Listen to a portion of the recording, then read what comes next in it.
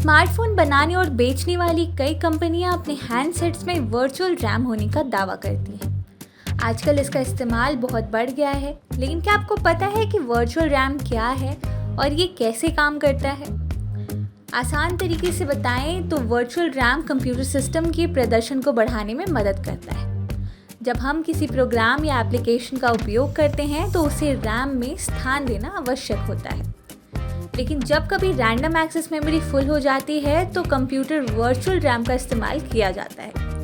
Virtual RAM एक ऐसी तकनीक है जो कंप्यूटर के लिए अतिरिक्त मेमोरी प्रदान करती है। ये वर्चुअल मेमोरी के लिए जगह बनाने के लिए डिवाइस के हार्ड डिस्क में एक भाग को रिजर्व रखती है और ज़रूरत पड़ने पर उस भाग को रैंडम एक्सेस मेमोरी के रूप में इस्तेमाल करती है। किसी प्रोग्राम को और ज़्यादा मेमोरी की ज़रूरत होती है तो वर्चुअल रैम डिवाइस में इस्तेमाल के लिए उपलब्ध होती है और इसका इस्तेमाल कर प्रोग्राम को जगह दी जाती है। वर्चुअल रैम का काम डिवाइस द्वारा किया जाता है। जब कंप्यूटर पर कोई प्रोग्राम चलता है और ज़्यादा रैम की ज़रूरत पड़ती है तो डिवाइस सिस्टम की स्पेसिफाइड क्वालिटी को सर्टिफाई करने के लिए वर्चुअल मेमोरी का इस्तेमाल करता है।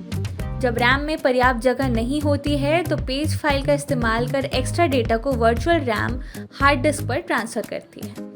इस प्रोसेस के जरिए कंप्यूटर अधिक डेटा और प्रोग्राम्स को ऑपरेशन करने में सक्षम होता है।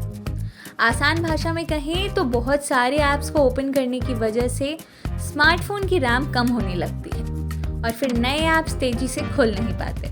इस परेशानी को दूर करने के लिए वर्चुअल रैम का कॉन्सेप्ट आया। वर्चुअल रैम स्मार्टफोन का एक फीचर है जिसमें फ़ोन के इंटरनल स्टोरेज का कुछ हिस्सा रैम के तौर पर रिजर्व कर दिया जाता है।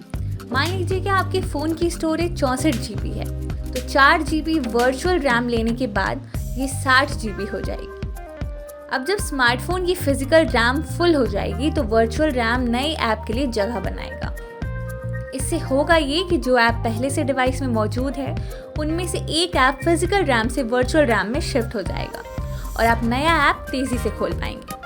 फिजिकल रैम से कौन सा ऐप वर्चुअल रैम में शिफ्ट होगा ये तय करने का काम मोबाइल फ़ोन का है।